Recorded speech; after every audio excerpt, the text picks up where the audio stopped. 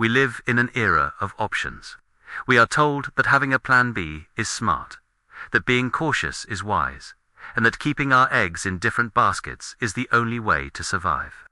But while this might be good for a financial portfolio, it is poison for the human spirit. Most people spend their entire lives standing on the shore, looking at the ocean of their potential, but they never truly sail. Why? Because they are afraid that if they go too far, they will not be able to come back. They keep their ships docked, fueled, and ready to retreat at the first sign of a storm. But here is the paradox of greatness. As long as you have a way out, your brain will never give you the power to stay in. In the next 15 minutes, we are going to dismantle the psychology of maybe and someday. We are going to explore why the most successful people in history, the ones Napoleon Hill studied for decades, were those who intentionally destroyed their own safety nets. If you are ready to learn why commitment without escape is the only path to extraordinary achievement, subscribe to this channel now. This is where we decode the laws that separate those who dream from those who build. Let us go back to 1519. Hernán Cortés lands on the shores of Veracruz with 11 ships and 500 men. They were facing the Aztec Empire, millions of warriors, advanced civilization, fortified cities, an army that had never been conquered. The logical, rational thing to do was to keep the ships ready for a quick escape. Every military strategist would have advised caution. Keep your options open. Preserve your retreat. But Cortés knew human nature better than any strategist. He knew that, at the first moment of intense pain or fear, his men would look at those ships and choose the comfort of the past over the glory of the future. He gave the order, burn the ships, imagine the sea. 500 men watching their only connection to home turned to ash, the wood crackling, the sails consumed by flames, the smell of burning rope and tar filling the air. And with each ship that burned, a profound neurological shift occurred in every soldier.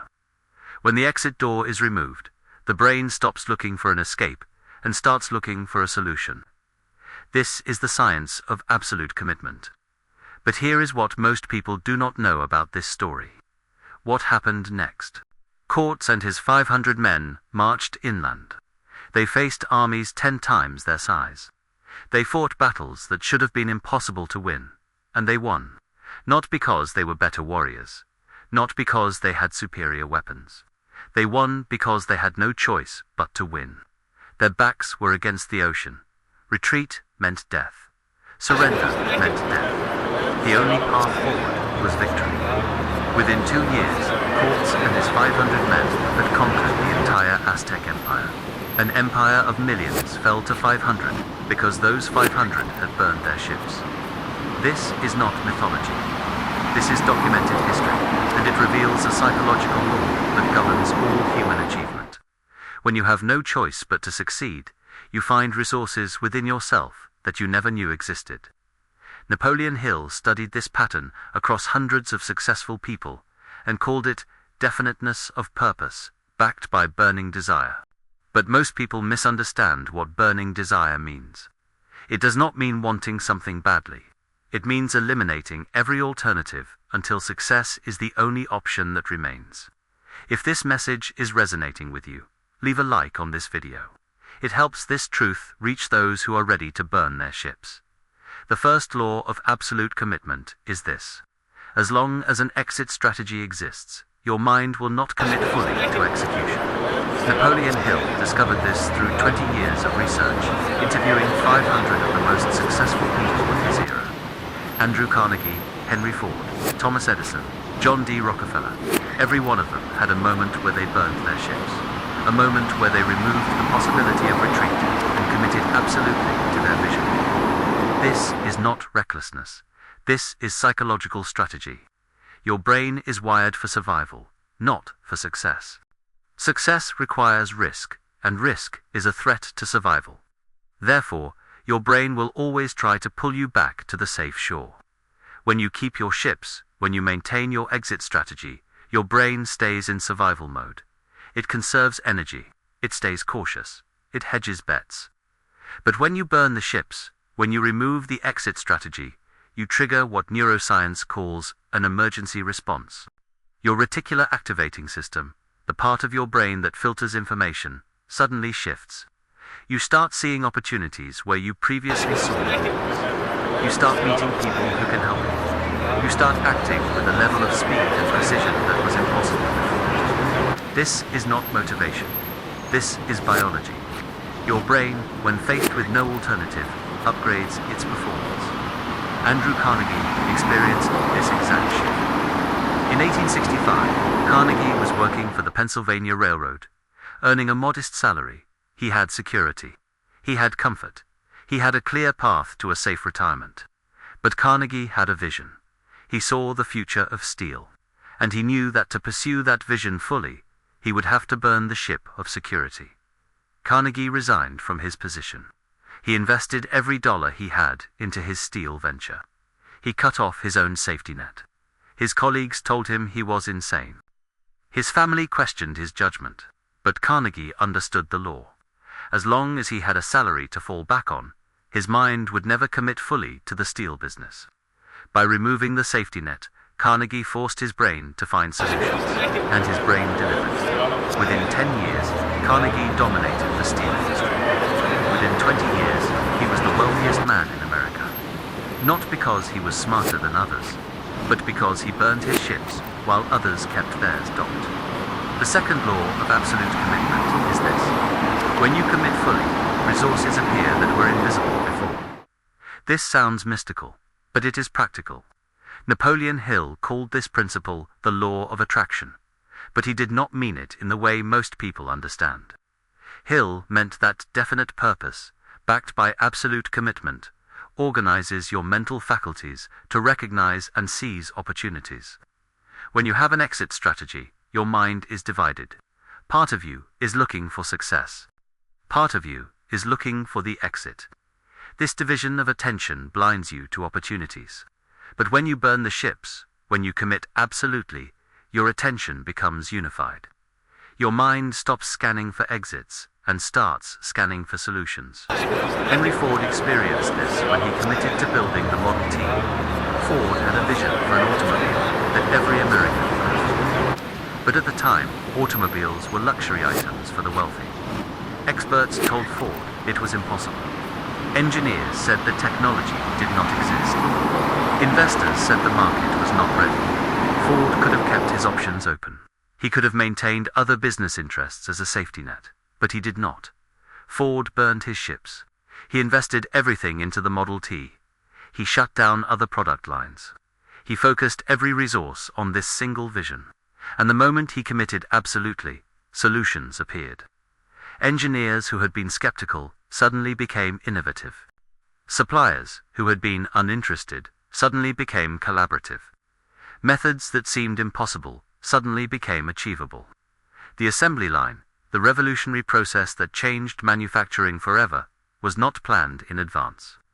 It emerged as a solution after Ford committed absolutely to mass production. Commitment did not create the assembly line, but commitment created the mental state where the assembly line could be conceived. This is the second law. Burn your ships, and your resourcefulness multiplies. Comment below where you are watching this video from. I want to see how far this message is reaching across the world. The third law of absolute commitment is this. Private commitment is strong. Public commitment is unstoppable. When you declare your purpose publicly, you create social accountability. Not negative pressure, but constructive pressure that makes retreat more painful than progress. Napoleon Hill called this the mastermind principle in one sense, but it extends beyond that. Public declaration is a form of burning ships socially. When you keep your goals private, you can abandon them in silence. No one knows. No one holds you accountable. No one even notices when you quit. But when you declare your purpose publicly, retreat becomes visible. And the pain of visible retreat often exceeds the pain of persisting through difficulty. Thomas Edison understood this completely. When Edison announced publicly that he would invent the electric light, he was declaring war on the established gas lighting industry. He had no working prototype. He had no proven method. He had only a vision and absolute commitment. Critics mocked him. Competitors dismissed him.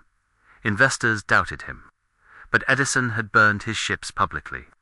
He could not quietly abandon the project without admitting failure to the entire world. So he persisted through 10,000 failed experiments.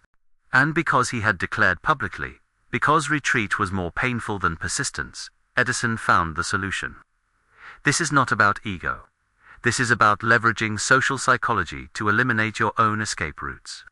When you declare publicly, you create external accountability that reinforces internal commitment. And when commitment is both internal and external, retreat becomes nearly impossible. This does not mean announcing every goal to everyone, but it does mean making your definite purpose known to people who matter, people who will ask about your progress, people who will not let you quit quietly. Subscribe to this channel now, if you are ready to learn how the greatest minds in history used these exact principles to build empires. The fourth law of absolute commitment is this. The moment you burn your ships, discomfort arrives. And discomfort is proof that transformation has begun. Most people avoid burning their ships because they want to avoid discomfort. They want transformation without pain. They want success without sacrifice. But Napoleon Hill was clear. Every great achievement requires the sacrifice of something of lesser value, and that sacrifice feels uncomfortable. When Cortés burned the ships, his soldiers felt terror. They had just destroyed their only means of escape. The discomfort was overwhelming, but that discomfort forced adaptation. It forced innovation. It forced growth. If the ships had remained, the soldiers would have retreated at the first sign of difficulty. But because the ships were gone, they had to become different men, stronger, more resourceful, more committed. This is the transformation process. The old self must die for the new self to emerge. And death, even the death of an old identity, is uncomfortable. John D. Rockefeller experienced this when he committed to dominating the oil industry. Rockefeller burned his ships by investing so heavily in oil infrastructure that failure would mean financial ruin. The discomfort was intense. Sleepless nights, constant pressure, relentless criticism from competitors who called him ruthless. But Rockefeller understood that this discomfort was not his enemy. It was his refining fire. It was burning away hesitation, doubt, and weakness. And what remained after the fire was a man capable of building Standard Oil, the most powerful company of its era. The discomfort you feel when you burn your ships is not evidence that you made the wrong choice. It is evidence that you made a transformative choice. Most people misinterpret discomfort as a signal to retreat, but discomfort is actually a signal that growth is occurring. Do not run from the discomfort. Walk through it. Because on the other side of discomfort is the person you were meant to become. The fifth law of absolute commitment is this. You cannot become who you need to be while remaining who you are. This is the hardest truth. Transformation requires sacrifice. Not just sacrifice of time or money, but sacrifice of identity. The old habits must die. The old beliefs must die. The old version of yourself must die. And most people cannot do this because they are attached to their current identity. Even if that identity is limiting, it is familiar, and familiar feels safe. But Napoleon Hill taught that definiteness of purpose requires you to become a different person. The person you are now is not capable of achieving the goals you have set. If you were capable, you would have achieved them already. This means the current version of you must be left behind. And leaving behind your current self feels like death. When Andrew Carnegie burned his ships and committed to steal, he had to kill the identity of a comfortable railroad employee. He had to become an entrepreneur, a risk-taker, a man willing to face uncertainty. That transformation required him to let go of who he had been, and that letting go was painful. When Henry Ford burned his ships and committed to the Model T, he had to kill the identity of a man who pleased others. He had to become a man willing to be criticized, misunderstood, and opposed. When Thomas Edison burned his ships and committed to the light bulb, he had to kill the identity of a man who needed immediate results. He had to become a man capable of enduring 10,000 failures without losing faith. Each of these men had to sacrifice their old self. And that sacrifice is what burning ships really means. You are not just burning external ships. You are burning the internal ships of your old identity. The comfort of who you are must be sacrificed for the possibility of who you can become. This is not easy, but it is necessary, because the life you want cannot be lived by the person you currently are. Let us examine specific moments when ordinary men burned their ships and became giants. In 1872, Andrew Carnegie made a decision that terrified everyone around him. He would sell all his holdings in railroads and focus entirely on steel. His advisors told him this was insane. Steel was risky. Railroads were proven. Why abandon security for uncertainty? But Carnegie understood the law. He could not dominate steel while maintaining railroad interests. His attention would be divided. His commitment would be partial. So Carnegie burned the ship of diversification. He sold everything and went all in on steel. The first years were brutal. Competitors attacked. Markets fluctuated. Critics mocked him. But because Carnegie had no backup plan, because he had burned his ships, he found solutions that a man with options would never have found. He innovated production methods. He negotiated deals others thought impossible. He persevered through obstacles that would have stopped a man with an exit strategy. Within 10 years, Carnegie Steel dominated the industry. And that dominance was born the moment Carnegie burned his ships. In 1903, Henry Ford faced a similar moment. He had a vision for an affordable automobile. But creating it would require abandoning other profitable ventures. Ford made the decision. He would focus entirely on the Model T. Everything else would be eliminated. Investors called him reckless. Engineers said he was simplifying too much. The market said consumers wanted variety, not a single model. But Ford burned the ships. He committed absolutely to one vision. And that absolute commitment forced innovation. The assembly line was born not from comfort, but from the necessity created by burned ships. In 1879, Thomas Edison announced he would create the electric light. He had no working prototype, no proven method. Critics said it was impossible. Investors were skeptical. Even supporters doubted. But Edison had burned his ships publicly. He could not retreat without humiliation. So he persisted through 10,000 experiments. Each failure taught him something. Each setback strengthened his commitment. And eventually, the light bulb was born. Not from genius alone, but from commitment that had eliminated every alternative. These men were not lucky. They were committed. And commitment without escape is the foundation of extraordinary achievement. Now we speak about application. How do you burn ships in the modern world? There are 3 ships you must burn. The financial ship, the social ship, the comfort ship. The financial ship is the ship of security without investment. Most people want success, but refuse to invest significantly in their own vision. They want to build a business, but refuse to invest money. They want to change careers, but refuse to invest in education. They want transformation, but refuse to pay the price.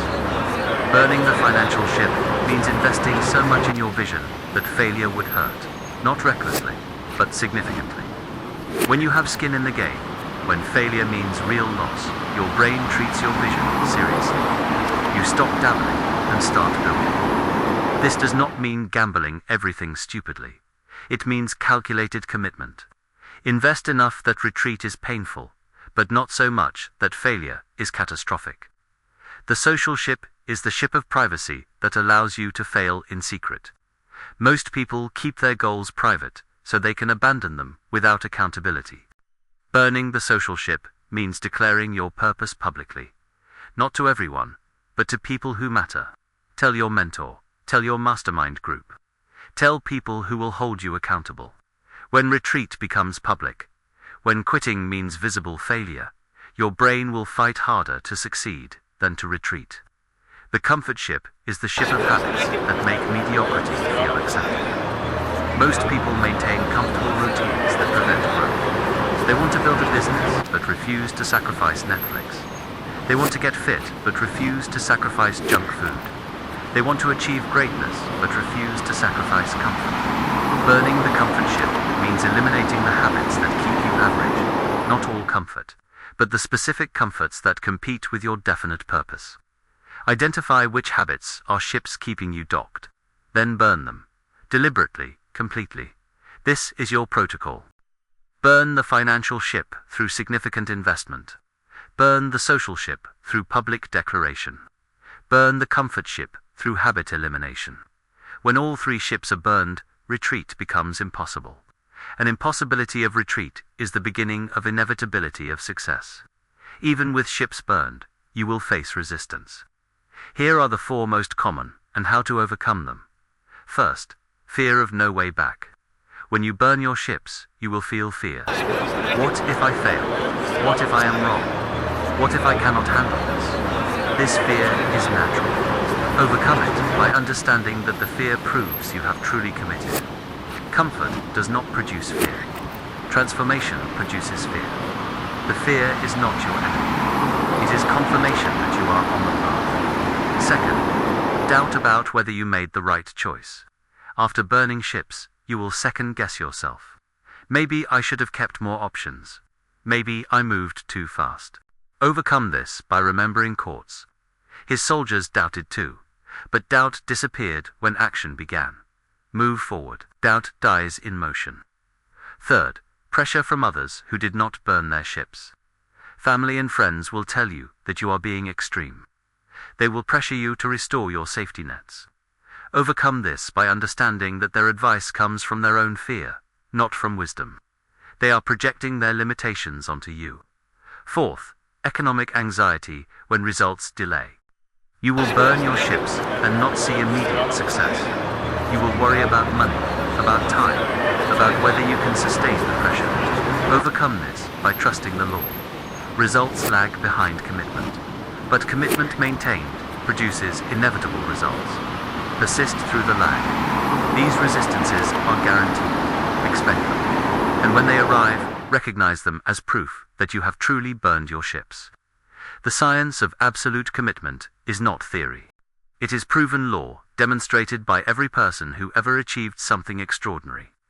You now understand the 5 laws. Exit strategy paralyzes execution. Commitment activates resourcefulness. Public declaration eliminates retreat. Discomfort is the price of transformation. The old self must die for the new self to live. These are not suggestions. These are laws that govern achievement. The question is not whether you understand them. The question is whether you will apply them. Right now, you have a choice. Keep your ships docked and remain safely mediocre. Or burn your ships and discover what you are truly capable of. Speak these words with absolute conviction. I burn the ships of my old life. I eliminate the exit strategy that kept me safe and small. I commit absolutely to my definite purpose. I declare publicly what I intend to achieve. I embrace the discomfort of transformation. I sacrifice the old self for the new self. There is no plan B. There is no retreat. There is only forward. My ships are burned. My commitment is absolute, and my success is inevitable. If you have felt the heat of this truth, if you are ready to burn your ships and claim your future, write in the comments, "Ships burned." Let it be your public declaration, your first act of absolute commitment. Subscribe to this channel if you have the courage to eliminate your exit strategies and build something extraordinary. The shore is behind you. The ships are gone. All that remains is the path forward and the power within you. Go, claim what is yours. The only way is forward.